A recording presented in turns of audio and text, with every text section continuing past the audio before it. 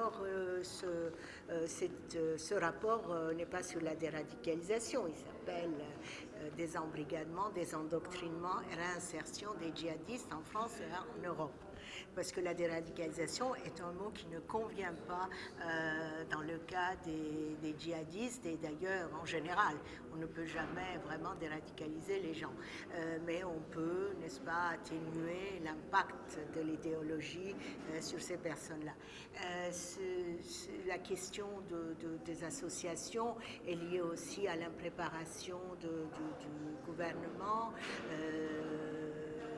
face au terrorisme. C'est vrai que depuis les attentats du GIA, nous n'avons pas eu d'attentats et que personne n'était préparé. C'est pas seulement la gauche. Aucun gouvernement n'aurait été capable de répondre à la population qui attendait un miracle, que le djihadisme disparaisse, que les attentats cessent, ce qui est tout à fait normal.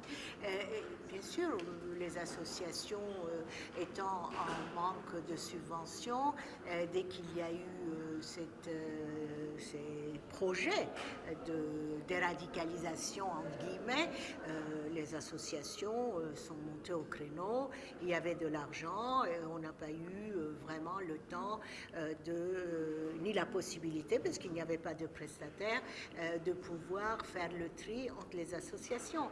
C'était difficile, il y a aussi des personnes pas toujours au fait. C'est-à-dire un problème de compétences ? De compétences, de manque de prestataires, d'amateurisme et de panique. Tout cela a fait un ensemble et ces associations sont engouffrées. Certaines n'étaient pas mauvaises, mais un certain nombre n'étaient pas qualifiés pour mener ce travail. Puis il y a des experts autoproclamés qui se sont mis devant en disant « nous on sait faire » et les résultats n'ont pas été à la hauteur des attentes. Peut-être parce que le concept n'était pas tout à fait au point et qu'il faut changer de concept. Et il s'agissait bien sûr des gens qui ne sont pas sous main de justice. Les associations sont occupées en général des gens qui n'étaient pas sous main de justice. Aujourd'hui, les conséquences devraient aider nos dirigeants à trouver d'autres solutions, d'autres concepts et penser qu'il n'y a pas de déradicalisation sans prévention en amont et que la déradicalisation, c'est pas de faire des cours d'islam aux jeunes ou de leur faire des contre-discours à ceux qui sont radicalisés bien sûr, ni de les enfermer dans un centre. Il faut trouver d'autres solutions individualisées sur mesure, comme ça se fait à Vilvoorde en Belgique, et penser qu'il y a des gens qui ont surtout besoin de réinsertion pour pouvoir passer à une socialisation et vivre comme la plupart des jeunes de leur âge, et ne pas s'accrocher à l'idéologie du djihad et de Daesh. C'est la même chose.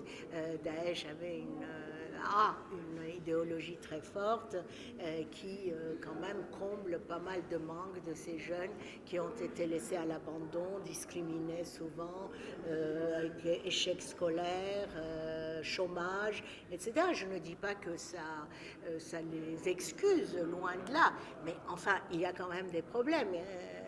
Les jeunes gens radicalisés ne viennent pas du 16e arrondissement en général, n'est-ce pas ? Ce sont des jeunes qui viennent des quartiers, et nous dire que les classes supérieures de la société fournissent aussi des djihadistes, je dirais que leur nombre est limité en l'occurrence, mais que certains d'entre eux, un certain nombre surtout, sont passés par la case prison et délinquance. Donc, vous voyez, il faut adapter les projets, il faut les évaluer à temps et dire à la population qu'il n'y a pas de miracle, qu'on ne peut pas déradicaliser du jour au lendemain, que c'est un long travail suivi et qu'il faut mettre dans cette entreprise d'éradicalisation, je l'appelle comme ça, même si c'est plutôt du désendoctrinement, il faut mettre aussi l'entourage, la famille, des éducateurs, des psychologues, des psychiatres, des imams, et il ne faut pas se limiter seulement aux associations en disant les associations feront tout. Non, il y a eu de très bonnes associations, mais la majorité n'était pas à la hauteur. Bon, il faut le dire. Et il ne faut pas récupérer ça, parce que n'importe quel gouvernement aurait fait la même chose. Je reviens sur ce que vous parliez, le coût humain, la prise en charge finalement individualisée. Est-ce que ça, techniquement, c'est possible Bien de le sûr. mettre en place et comment?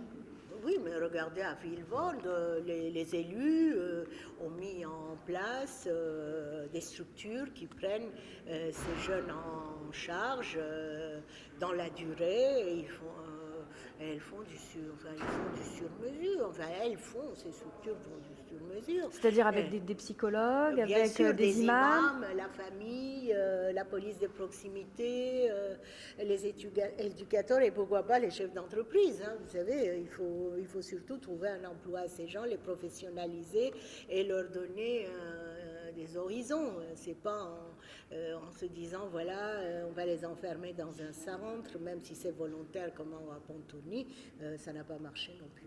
Alors justement, sur cette base du volontariat sur laquelle a été basé ce centre, et Bruno Le Roux ne veut pas revenir dessus, est-ce que selon vous, le volontariat, ça suffit ou est-ce qu'il faut imposer à ces personnes radicalisées une cure quelque part? Alors moi, je ne crois pas aux cures. Vous savez, c'est pas une cure de désintoxication dont il s'agit. Hein.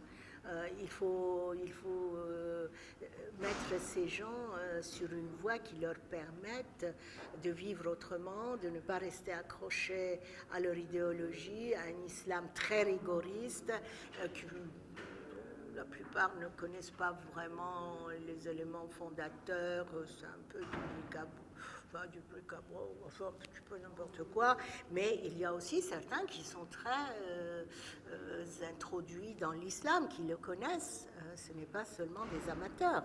Et bon, tout cela, c'est pas en enfermant les gens. Quand vous enfermez les gens, au contraire, il y a une culture, un bouillon dans lequel ces gens continuent à plonger. Donc, vous avez vu qu'actuellement, il n'y a plus personne. Un moratoire, oui, mais on est en période électorale. Peut-être qu'un moratoire, ça permettrait de trouver des solutions sur place et ne pas mettre à la porte tout le personnel. Ils sont 27. Hein. Voilà. J'ai une dernière question concernant toujours le sujet, mais on en entend beaucoup plus parler en ce moment puisqu'il y a des retours de personnes qui sont parties faire le djihad et des jeunes enfants notamment. Concrètement, qu'est-ce qu'il existe pour ces jeunes enfants? Est-ce qu'il y a des projets en cours? Est-ce que vous êtes penché sur la question? Non, je ne me suis pas penchée sur la question et je pense qu'il ne faut pas se dire « Ah oui, on ne va pas les recevoir », ils vont toujours s'infiltrer et que les jeunes enfants élevés dans la violence, il faudrait les prendre en charge au niveau de l'enseignement, de leur domicile, des hôpitaux, de la santé mentale aussi, et qu'il ne faut pas négliger et dire que ce ne sera pas aujourd'hui, mais demain c'est aujourd'hui.